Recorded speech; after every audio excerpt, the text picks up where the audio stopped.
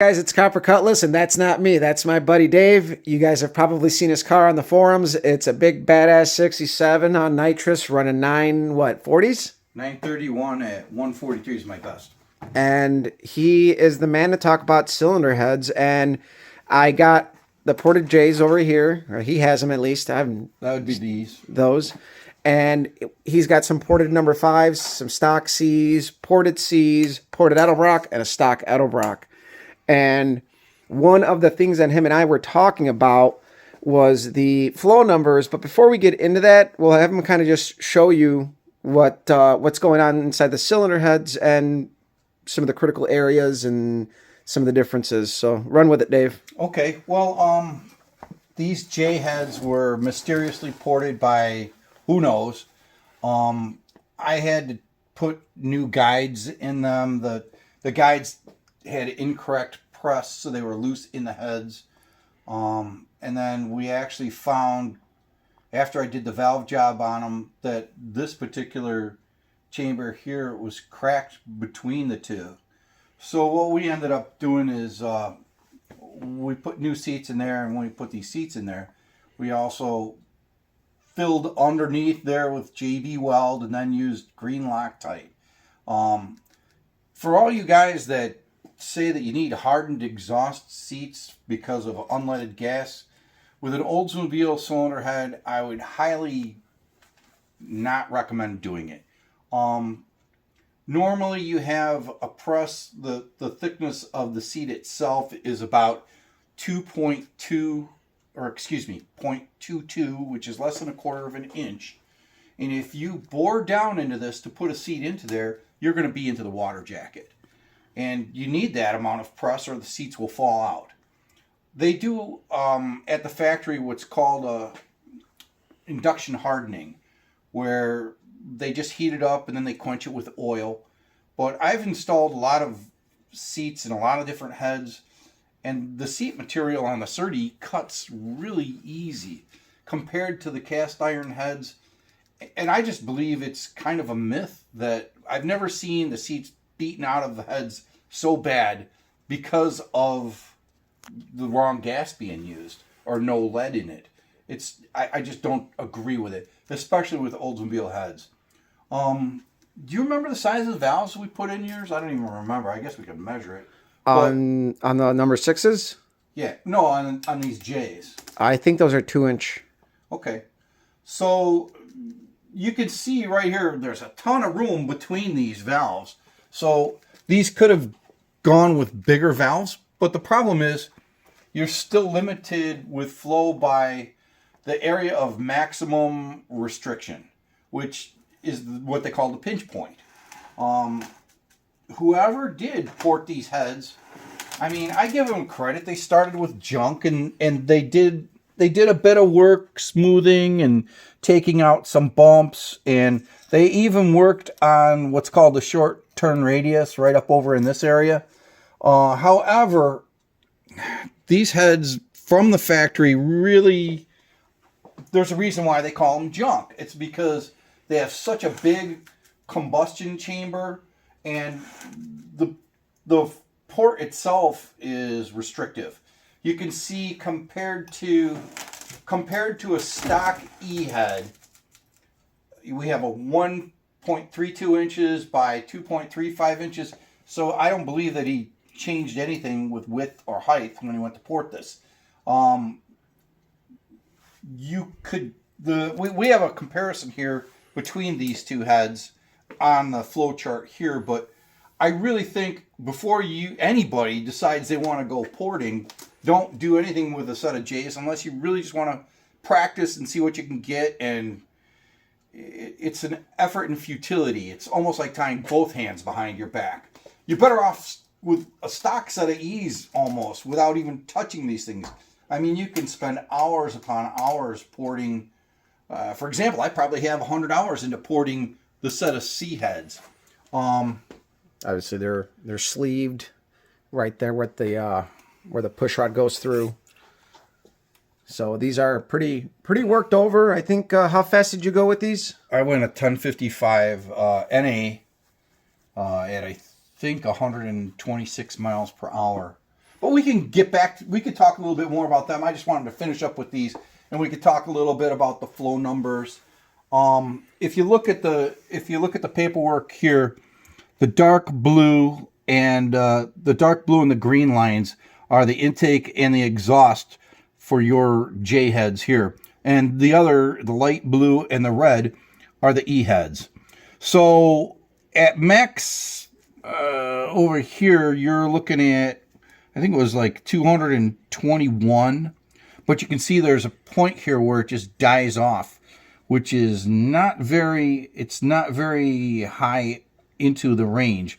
We're looking at about, 0.3 lift where it just kind of flatlines. Now, you and I were both talking about before how the low and mid lift number range here is where your typical street guys, it's very, very important because the cam spends more time there.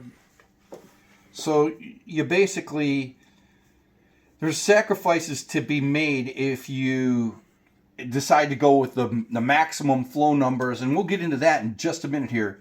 But what you and I were talking about is your own cam choice. So after seeing the flow numbers for this, what do you think as far as your decisions on your engine? Well, the cam that I have is it's an old angle cam. It's a 550, 575 lift in that range, about 240, 250 duration, something like that.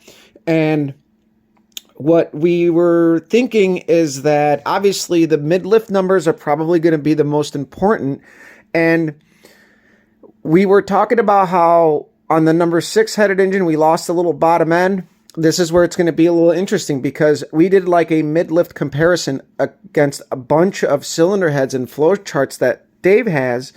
And what we found is that in the mid-lift range, I actually wrote it down, so I kind of have to glance at it, but just to kind of keep it short, an unported Edelbrock at 0.25 lift, so we're going to call... That's these over here. That's those. The mid-lift flow number is 157. On the number 5 ported heads that he's got over here, the mid-lift number is 148. The ported Edelbrock heads, now this is pretty interesting, is 167 at 0.25. And at 0.25, our J heads are actually at 167. So, the ported J heads aren't entirely bad, but the ported J heads are flowing probably just as good as a stock set of C's or E's. Not the difference between the E's and the C's. From what I've seen, I've had a lot of heads. I still have a ton of these heads, but from what I've seen in my hands, the biggest difference between the big block heads, the A's, the B's, and the C's, all the ports layouts are almost identical. The A's, they don't have the AIR bump in the exhaust port that normally just gets removed. Everybody typically calls them an EGR bump. It has nothing to do with the EGR. It's pretty much opposite of this boss that they, back in the day, in the early or late 60s, California determined that they wanted to have emission standards. So they put these bosses into all of their castings, but the A's didn't have it. So you don't have to, like, get your thing in there. See that huge bump right there? It's sticking up almost, I don't know, 3/16 of an inch. That's just a major restriction in those ports. Almost every Oldsmobile head has that except for the A's. So I don't want to get off track too much, but the A's, B's, and C's are almost all identical. And from what I have seen, the E's, the G's, and the GA's, they have a taller floor, which is this area. This is considered the roof up on top. This is the floor. So that would mean your port would be a little bit more restricted. Those came out, I think, in 71, 72-ish. And they really didn't flow that much difference. So you might get a little better bottom end torque and responsiveness for the street. But we all know that especially the big block Oldsmobiles were made to, for big heavy cars that were supposed to be a little bit more luxurious with gobs of torque. They had like the biggest numbers, they had 500 foot-pounds of torque straight from the factory. So, anyway, I have never seen a set of D's or H's or F's, but I don't believe that the ports are going to be really that much different. I think that because of the rareness of them, though, they should be left stock, and they should be left strictly for the W30 or Hurst or 442 cars that they're supposed to be on. I wouldn't even want to port a set. If somebody brought them to me, I'd be afraid of, wrecking them. Because really, they're not worth nearly as much once they've been messed around with. And again, coming up with this particular topic, I think we had to make it relatable because you get a lot of guys that are getting sold on cylinder head packages and Everybody stuff. says the C's are the best. That's just ridiculous because there's more C's out there than anything else.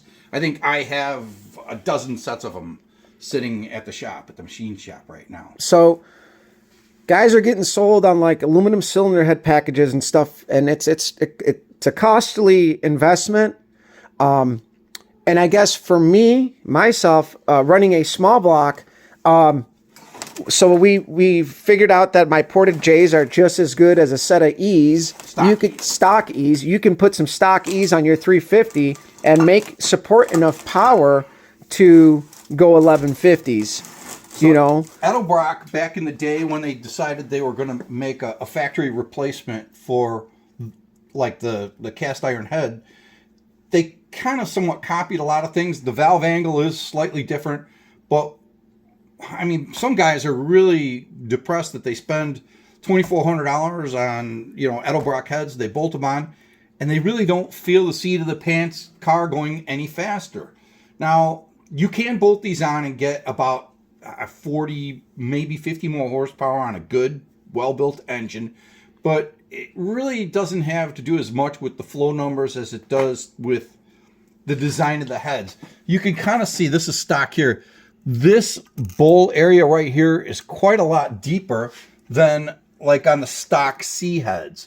That means there's a lot more port volume. There's a lot more ability, and we can't even port this low enough on a C head, or we would be into water. I have a cutaway here that'll kind of show you. This is the intake side right here. So we're looking at it upside down. Yeah, so this is the water jacket right here. This is the long side here where we're trying to open it up on the bowl here in this area. But if we go too far, we're right into water here. And once you're into water on these, they're pretty much junk. I mean, this particular head here had some port work done on it. And then I think when I went to go do the valve job on it, I found out that it was cracked. You could kind of see that right here. And this is typical of like most Chevys where it cracks right between there. And then that goes right into the water jacket. Let's flip this over. I just wanted to show this because when we talk about the short turn radius, you're talking about on the floor of the cylinder head on the intake side or any part going in there. Yeah. This right here, you want to almost create a straight line to get the straighten out. Air doesn't like to turn, so you want the air to go into the combustion chamber as efficiently as possible. Yeah, ideally, you'd almost want to take it and bring it back like that. However, you can see you're getting close to water there, and there's core shift on heads where they're not all going to be the same. No, so you're running a risk there, and part of the problem too is you're still fighting the angles. Like the Oldsmobile heads, it's pretty much a 90-degree. That's part of the problem is, and that's where you'll get guys that'll fill the floor, raise the roof, and you end up with a straight shot into the combustion chamber. Ideally, you'd almost want to have a straight. If you're talking about a straight shot, if you look at that bottom there's about 1/4 of an inch right there. You could fill that. This is all dead area here. There's no airflow down here. We've seen it on the flow bench where it doesn't have any effect. We've seen on the forums, we've seen guys that have filled the shit out of these. Yeah, the reason is that now you have more port velocity because you have less port volume. And it does work. Even though on a flow bench, it doesn't really show that much difference of any flow. We've put clay in here just to simulate it. But on a dyno or on the track, you'll definitely notice a difference. And that's where, Go ahead. for me personally, seat of the pants, I thought, when I built the J-headed 355, I was only looking to maybe run 1180s, and it felt a little poochy on the bottom end. But looking at those mid-lift numbers, it explains why it's kind of slouchy on the bottom end. And after Dave ported the number 6 heads even more, we lost bottom end, but we also gained like 3 miles per hour, which is pretty significant. We never got a chance to actually flow yours, but this ported set of 5s are pretty much almost identical to your number 6s. I think the valve size might be a little bigger. We have 211s and 169s. I don't remember. I think we had 207s in yours, but again, the valve size, the bigger the valve isn't always better unless you improve like the throat size. Mark Belinsky was the one who was showing me a bunch of this stuff on the flow bench, and he's always measuring like the throat area, and ideally you want like, I don't know, 91%, and these were a little bit low. They were like at 88 or 89. I can't really remember. So problem again is I could open this up, but then I run the risk of hitting water. Once I hit water, my 80 or 100 hours of port time is just flushed down the toilet. So what's the formula, right? It's your overall flow number, you multiplied by 2.2. Oh, you're talking about horsepower gains. Well, that's like or what the cylinder head can support. That's a number that people have thrown out there that, like, if, say for example on this car, I mean, we do have a dyno or a flow sheet on it, but it made 610 horsepower NA, and I believe those heads were right around 290 CFM at 0.6. We're taking it up to almost 0.7. But if you did the math, I think it's closer to 650 horsepower. Obviously, we didn't hit the target 100%, but that's really hard to do. It made 610 NA, and then we gave it a 150 shot of nitrous on the dyno, and it made 900 horsepower. So the guy who I work with, Tom Olson at TNT Racing, he said, well, do you want to make 1,000 horsepower, Dave? I said, well, we might be able to make that one time, but then we'll have to get a bunch of oil dry and stuff, and I don't want to do that. At least they use a scrubber at the Grove. So I was happy with 9. That was really quite incredible for me. But let's go back to what we started talking about with your number 6 heads and these being identical. We have a flow sheet here that shows these heads before I raise the roof even further on them. The light blue line and the red line are the ones for the earlier, before I went even further. I think I raised the roof another 100 thousandths. So the dark blue line and the green lines are the intake and exhaust for the heads as they are right now. And the port itself is just about as big side to top bottom as the E. It's just a tenth smaller in height. So it's almost as big as a big block port. So what you can see here from the flow numbers, though, is like what Ulysses was talking about earlier. He seemed to have like more grunt or more snot, more torque just off of the hit and off of the line. Well, that light blue line intake is much more important than exhaust in an NA application. At the mid-lift numbers, which would be like 0.3 to 0.4, you can see that light blue, the older version of it, had significantly more flow. I mean, if we were looking at just this point right here, this would be about 12.5 CFM difference. So if you use that formula, 2.2 horsepower, I mean, even if you just made easy math, you're talking about 24 horsepower right there at the mid-lift numbers. And that's making power or supporting power? Well, that's what these heads would be capable of in a 100% perfect situation. Volumetric efficiency, which is really hard to attain unless you're throwing nitrous or a blower or something at it. Then you can go more than that. Anyway, what I was trying to do here with these heads is give a maximum flow. You can see the earlier versions they stopped flowing really pretty much at 0.6, and the laters just kept going and going and going. Even at 0.8, we're not at the very peak, probably really close, but we're not running a 0.8 lift cam. But so the flow number at 0.8 is 265. But again, I'm focused on the 550 number because that's really close to my cam. And these particular heads flow 237, it says on there. Yeah, 550 would be right here. So even like right here, we're still, I don't know, that's probably 10 CFM difference. It's just a matter of, like you said yourself, your 60 foot suffered. And you didn't really change anything else, I don't think. You changed the gear, the torque converter, or anything like that. No. So then we have to look at what other things changed in the engine. Did you change the cam at that point? No, the same cam. The only thing we did was obviously bigger valves, more porting. Taller valves. Different springs.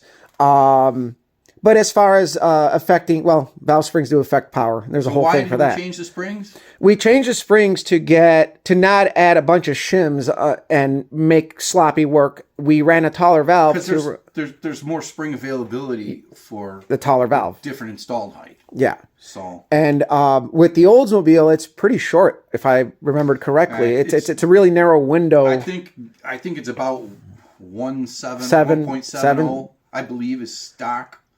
Which, yeah, when you think about it, there's just not a lot of stuff out there, a lot of springs, especially if you're trying to go with a lot of these guys that are running just stock heads, they'll go with the next size up cam. An RV cam is only like a 4.70 or 4.80 lift.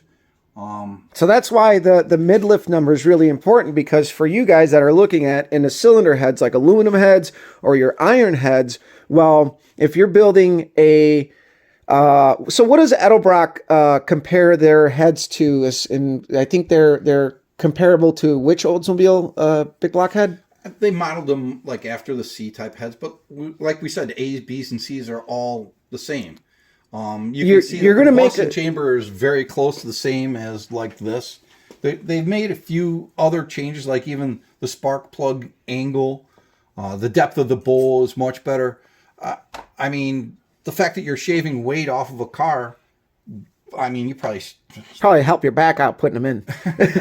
Well, weight is speed. It's a big factor. And again, with my car, we might, only be making just a hair over 400 horsepower on a good day, but the overall combination works really good. And I guess my point is, you could take a set of stock big block heads and throw them on your small block Olds with a solid lifter cam. We know that the RPM intake works with the big block heads, and it worked for us. As long as you mill it to the combustion chamber, it's going to keep your compression ratio up. That's the other thing that we didn't talk about going to the big block heads. The funny part is the J heads are actually, the combustion chambers are bigger than I thought. I thought I was at 67. I must have done it on half in the back because they're actually 76. We just measured that. We just measured them. So my compression comes out to like 9.6, and I'm running a decently stout solid lifter cam, and the car still went 1158, 113. Now, if we bumped up the compression ratio, we probably would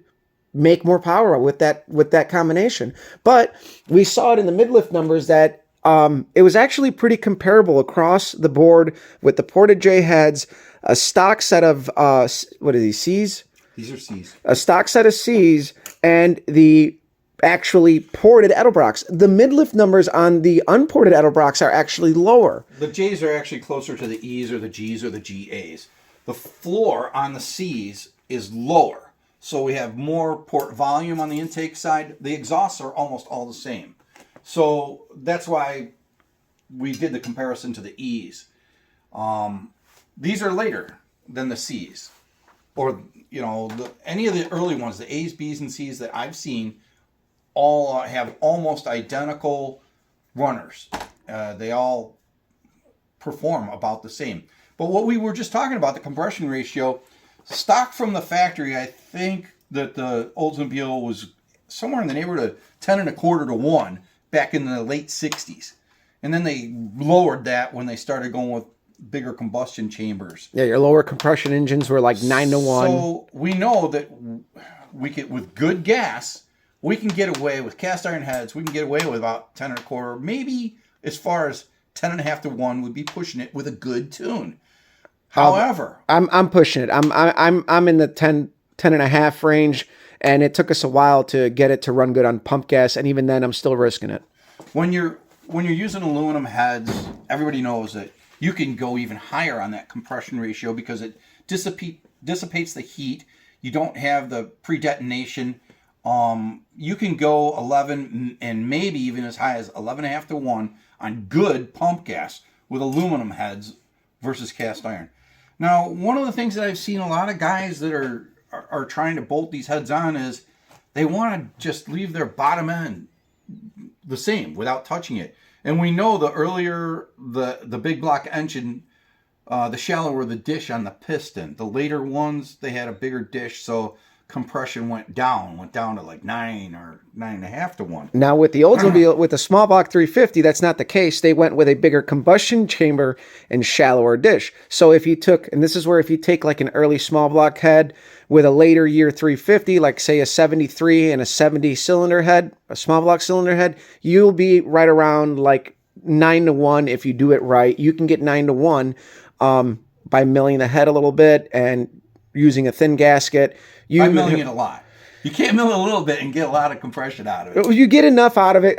That's pretty much the same combination that's in the Pontiac, but this was a really good comparison to have all these cylinder heads here and the ported J heads, and my focus was on that 0.25 number because I actually found it kind of interesting that it was in the 1.6 range between like the stock, whatever, and like the J's and the ported Edelbrocks, but the unported Edelbrocks were actually at 1.56 or something, I want to say, at 0.25 lift. So before you buy the aluminum heads, if you're really trying to make power, you're going to have to invest some money and port them because they're not going to make big power out of the box. I don't think porting is for everybody. I think porting is just for the people who want to go racing with these.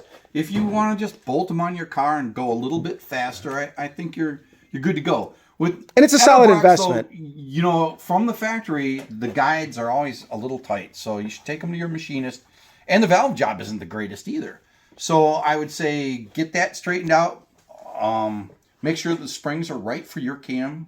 And now I'm going to bring up an engine because we were talking about what cylinder heads power, how much they can make, and what they can support. Now, I remember years ago, I don't know if you remember this, but Milan did like a 455 with like a Mopar lobe cam. The one I ported the heads for? Yeah. Yeah. And that made like just under 500 horsepower, and the heads weren't that crazy porting. No, that was he actually did a stock head, I believe. He did a stock head. That made like 475.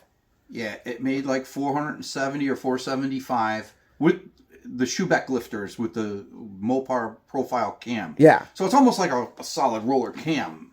And those Schubeck lifters are insane. I mean, like, you could have all 16 of them in your hands. They weigh about as much as 2 normal lifters. They're ceramic. I mean, don't drop them, might shatter. But the best part about those lifters is you can take them out and put them in any hole. There's no wear patterns to them ever. They're really kind of cool. I don't think you can get them anymore. But that was a really cool build because... So it made, with my ported heads, it made 525 horsepower.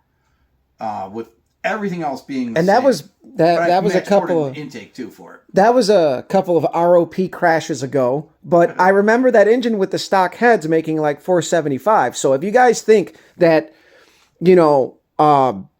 the stock cylinder heads won't work, that was like an unported head with just a good valve job, and that was flat top pistons. But it was still 9.5 to 1. Yeah, so make sure it was a pump gas engine. So it was a pump gas setup, made 475 in that range, if I remember correctly, with a stock cylinder head. So unless you're thinking about making over 500 horsepower, I don't see the aluminums as a solid investment because you could still do good valves, good hardware on your stock heads, and still save money because we know that the guides are tight and we know that these cylinder heads come with issues, and especially if you're running a small block, you're going to have to mill them. These are older castings, by the way, too. And they're going to need to get milled down in the 60s range, high 60s to make some decent compression. But they're obviously I disagree with you. Don't mill them. Just get the right pistons. You guys who always just want to leave. Well, your bottom what end do the they same- what do they come at? 76, 77? Yeah, but I mean, you don't need to. So at zero deck with a flat top, the ported J head's at 76. I'm at 9.6 to 1 compression. That's not bad. That's good for pump gas. You can run a decent cam with it. So yeah, you technically could just bolt these on your small block as long as you're at zero deck with a flat top. Just get a good flat top. Don't use the Speed Pros like me because I'm an idiot. But and I'm cheap. So let's go back and talk about other engine combos though, because my engine that was in this car, the one that went 1050, it had flat tops, the Speed no, Pros. it did not. It I had thought the it did. TRWs. They were dished. They were 30 over. That's the same as a Speed Pro. It's the same piston. It just they just changed the name. Yes. The older ones didn't come coated. So that engine it was studded, strapped, and the rods were, notched and polished and all the Mondello tricks. yeah, all the Mondello tricks. And that Jerry bought that engine from me. We bolted his, I'm going to call them almost stock Edelbrocks on with a better valve job, and it made like 498 horsepower. With these on there, by the calculator, it made 525 horsepower.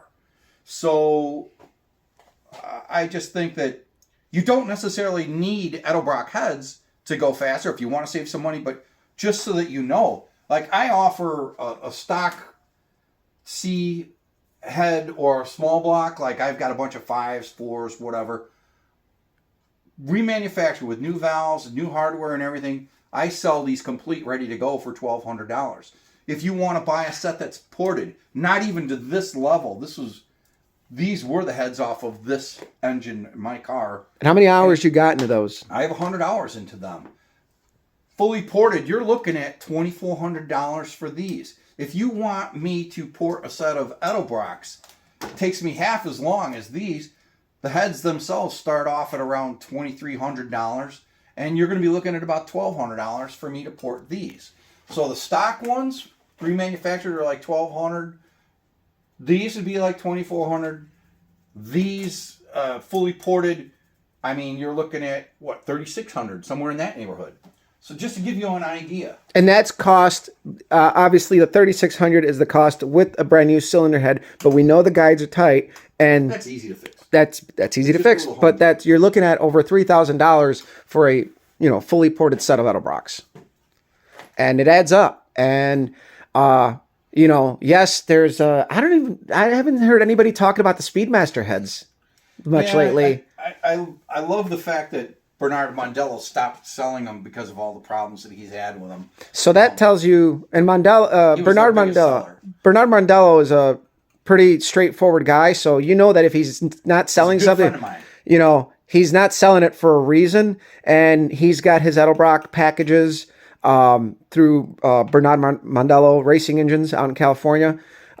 If you guys obviously are in the Oldsmobile world, you guys follow the pages, you guys see his stuff. But what Dave offers up is the cast iron service, which is like a dying art. Not a lot of guys are doing iron heads anymore. They don't want to do it. It's time consuming. It sucks. But we know what a stock cylinder head can support, and we know what a ported cylinder head can do and support. I guess what we're giving you guys here is options and thoughts on what you can do. Obviously, the ported J heads, I inherited them from Project Enron. And those heads were done at a time where information was not readily available. The internet was still kind of in a fucked up infancy. And, they were what he had to work with. And that's what he did because JJ had those heads ported probably in the late 90s. I want to say something like that. I think he said.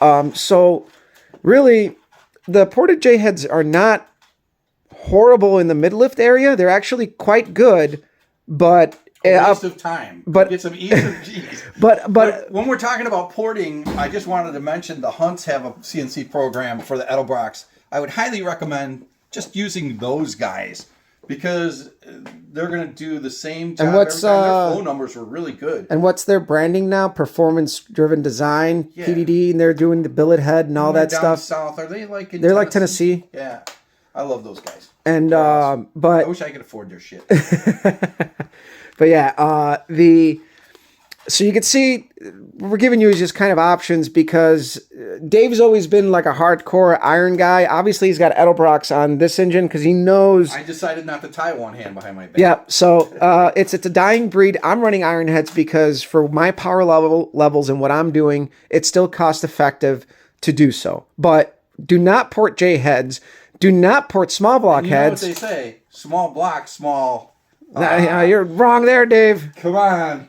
Where's my wife when I need her? I keep trying to talk you into a big block. I mean, it's like there's no replacement for displacement, and it's kind there of is RPM. You're spending the same amount of money for the parts and the machine. I disagree, and I will tell you, by design, all your shit for free or next to nothing. You keep foaming all the swap meets. You get everybody sloppy seconds. So.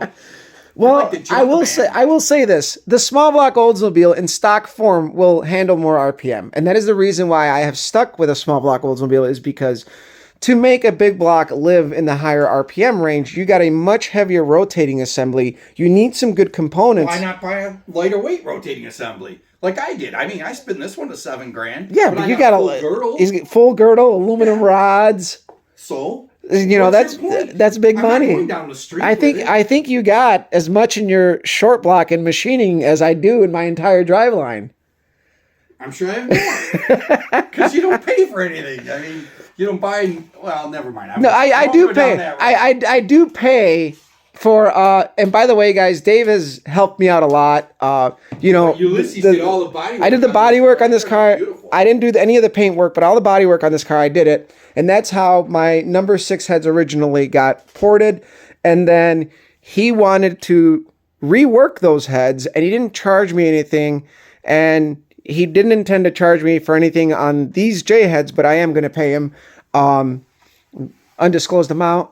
He's going to become a richer man. But no. But not rich by any means. I am divorced, though. So. Any ladies out there? No, but that's not where I'm going. I was much poorer when I was married. That's the point of it. So, but let's wrap this up. Is there anything else you want to talk about here? Because we're making a video that's way too long. Nobody's going to sit through it. They will. They will if they care enough. What else you want to know? What's your thing? I think we covered it all. If you want to run a small block with a good cam, just get some stock big block heads, and you're good to go. You got to get the right intake manifold too. The RPM. You have to be able to raise the roof up high enough. It's about a 1/4 inch difference. So, and what I found out is you don't have to go all the way into the runner. The RPM is very choked up at the entry point. You want to go as far as you can reach. I mean, I'm saying at least 2.5, 3 inches in. That's a long bit and do that. Well, that's actually about as far as I went in to taper the runner properly after removing all that material. But I just stuck to matching it up. Straight line of sight. That's very important. So we talked about this. Fireman's hose round corner don't work so good. Yeah. Okay. So, well, guys, we're gonna wrap it up. Hopefully, we haven't bored you, but this is really good information. So, see ya.